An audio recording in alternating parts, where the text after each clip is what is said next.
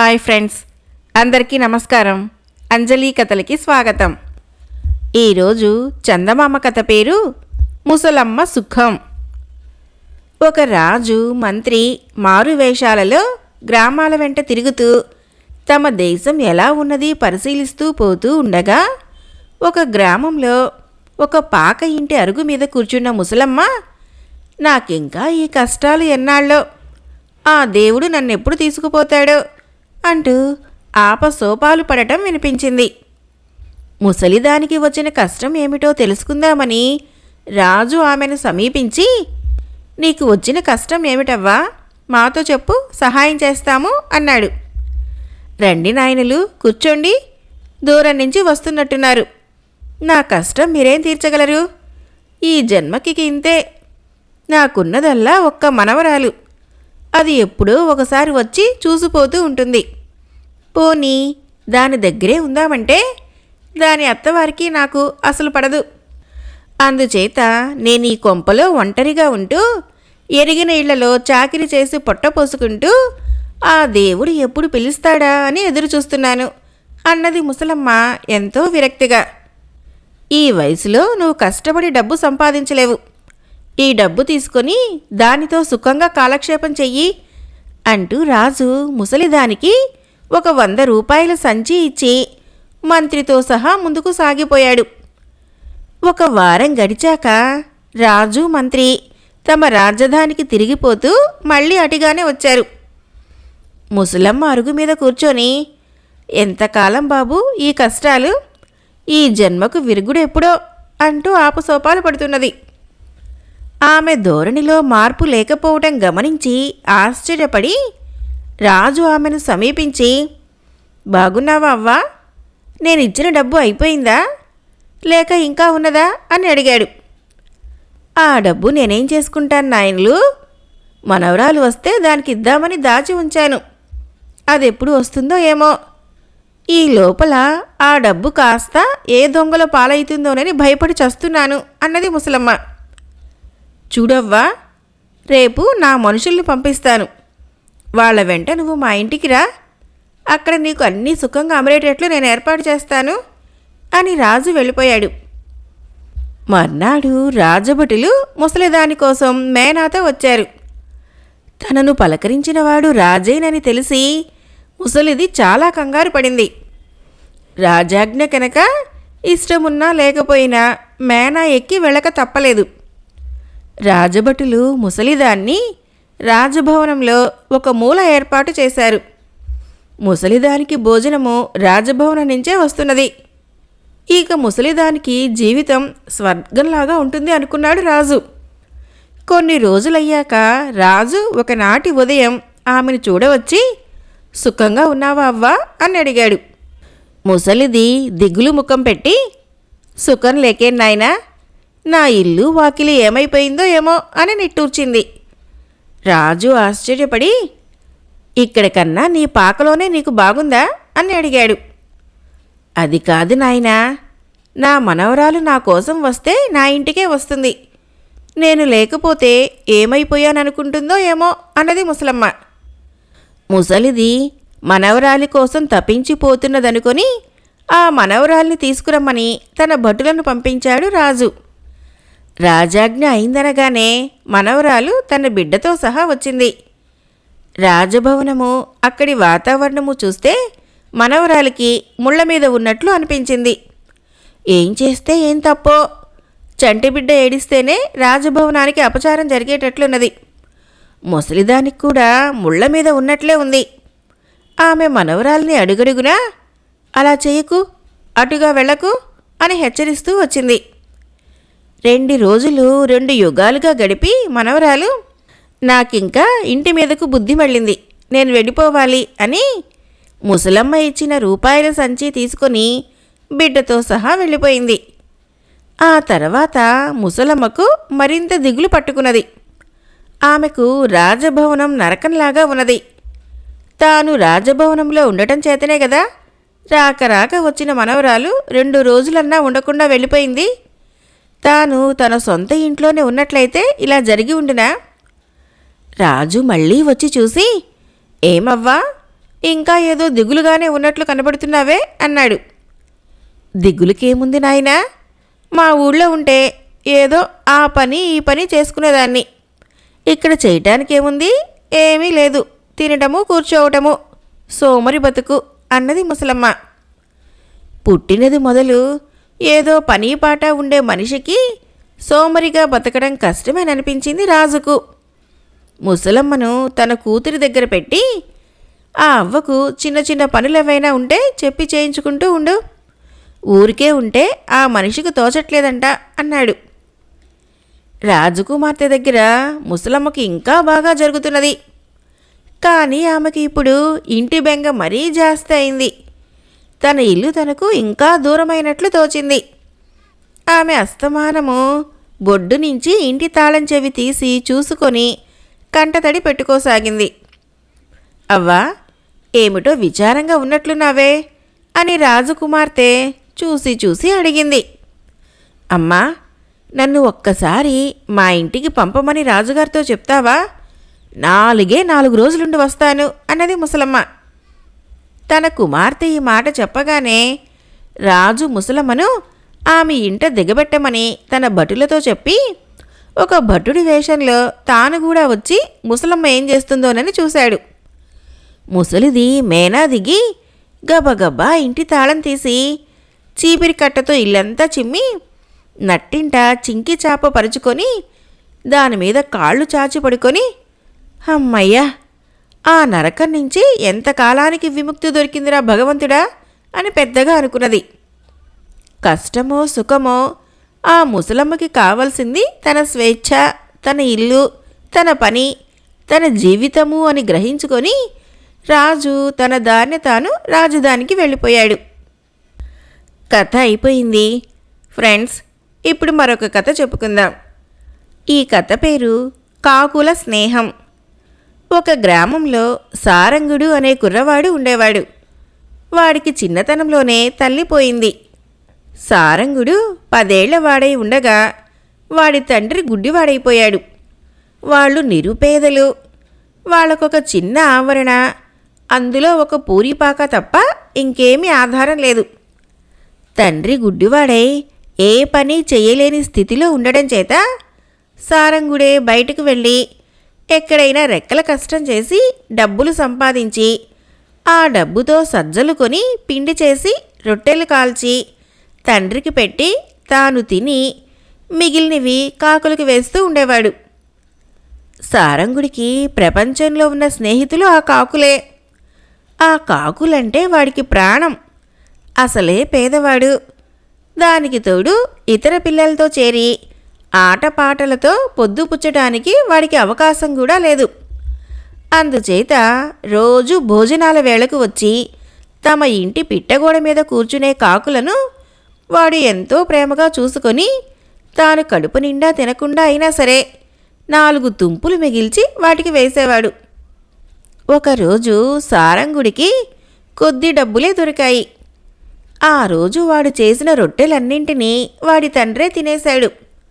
సారంగుడికి కానీ కాకులకు కానీ ఒక్క తుంపు కూడా మిగల్లేదు.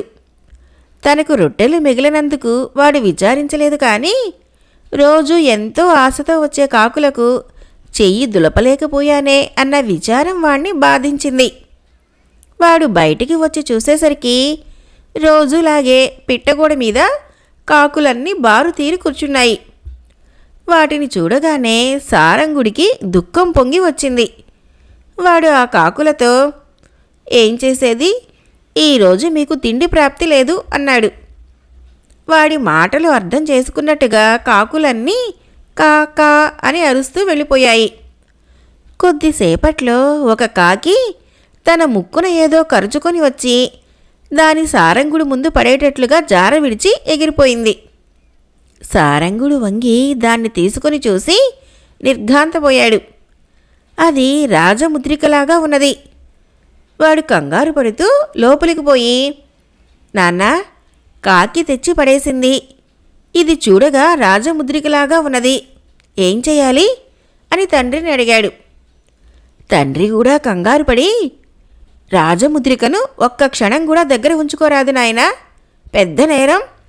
నువ్వు రాజధాని దాకా ఎక్కడికి పోగలవు? ఈ ఊరి కొత్వాలకిచ్చి దాన్ని రాజుగారికి చేర్చమని చెప్పిరా అన్నాడు. సారంగుడు కొత్వాలు దగ్గరికి పోయి రాజముద్రికను అతనికిచ్చి అది ఎట్లా తనకు దొరికింది చెప్పాడు. రాజముద్రికను ఎవరో దొంగిలించారని, అది ఎవరి దగ్గర ఉంటే వారిని బంధించి తీసుకురమ్మని రాజుగారి ఆజ్ఞ. అందుచేత నిన్ను నేను బంధించి రాజధానికి తీసుకుపోక తప్పదు అన్నాడు కొత్వాలు కోపంగా. కొత్వాలు 2 భటులను పిలిచి సారంగు చేతులను తాడుతో బంధించి, వీణ్ణి తీసుకొని మీరు రహదారిన రాజధానికి బయలుదేరి నడుస్తూ ఉండండి. నేను కాస్త పొద్దువాలినాక గుర్రం మీద వచ్చి మిమ్మల్ని కలుసుకుంటాను అని చెప్పాడు. భటులు సారంగుణ్ణి వెంటబెట్టుకొని రాజధానికి బయలుదేరారు. వాళ్ళు సగం దారి నడిచేసరికి సూర్యుడు నడినెత్తికి వచ్చాడు.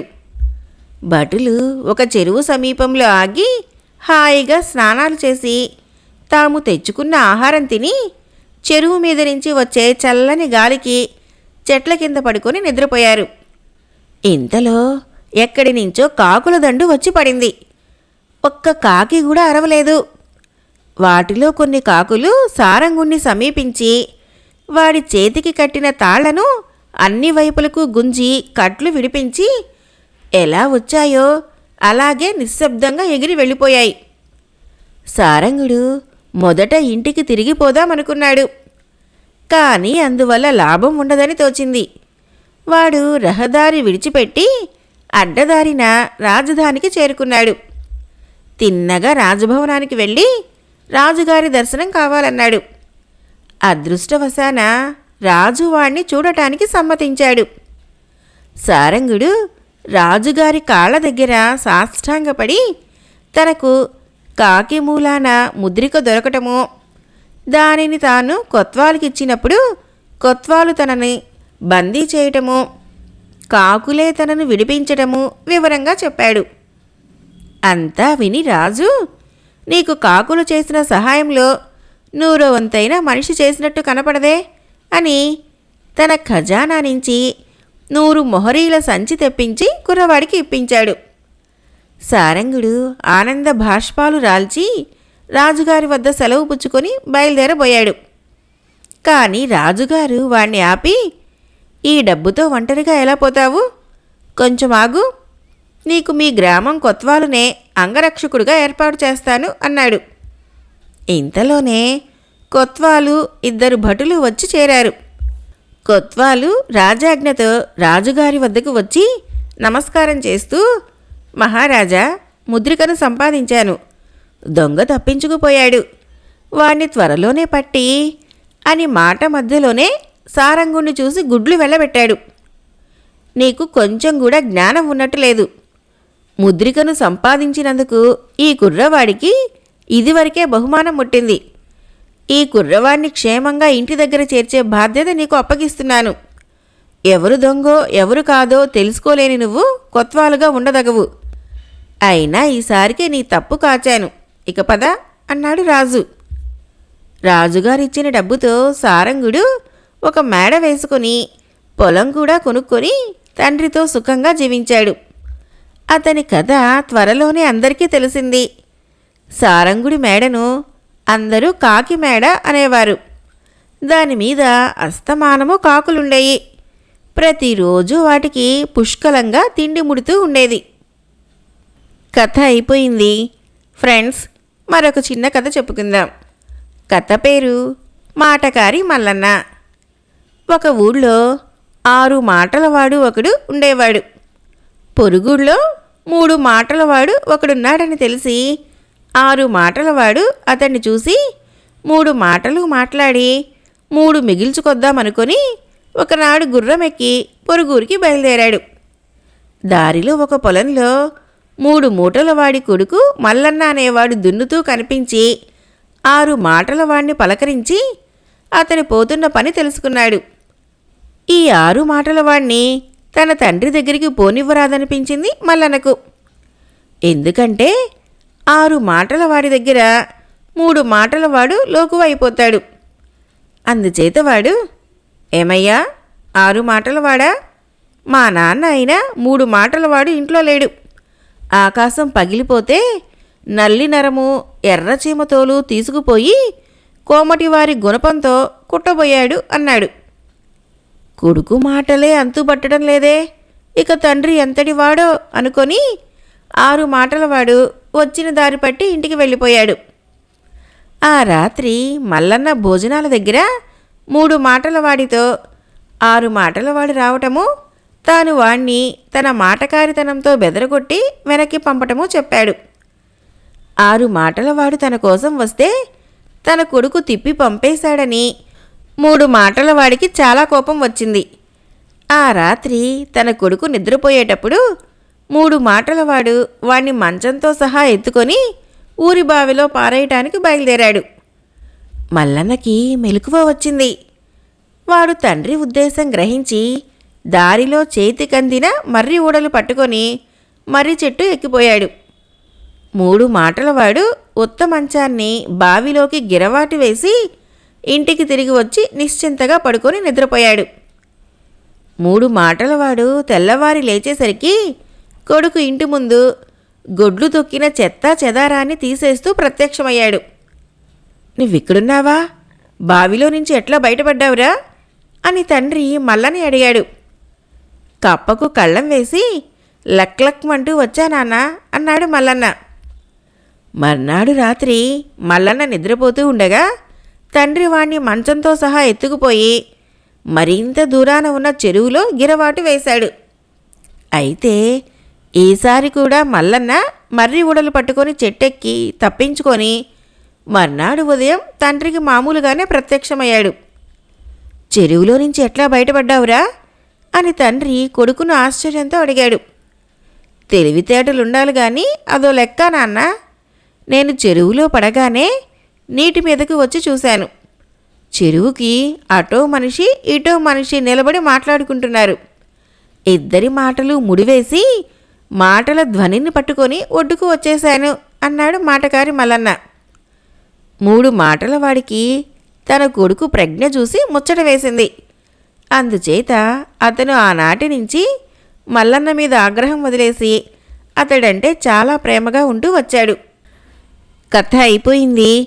ఫ్రెండ్స్, నా కథలు నచ్చినట్లయితే మన ఛానల్ని తప్పకుండా సబ్స్క్రైబ్ చేయండి, లైక్ చేయండి, షేర్ చేయండి, కామెంట్ చేయండి. Thank you.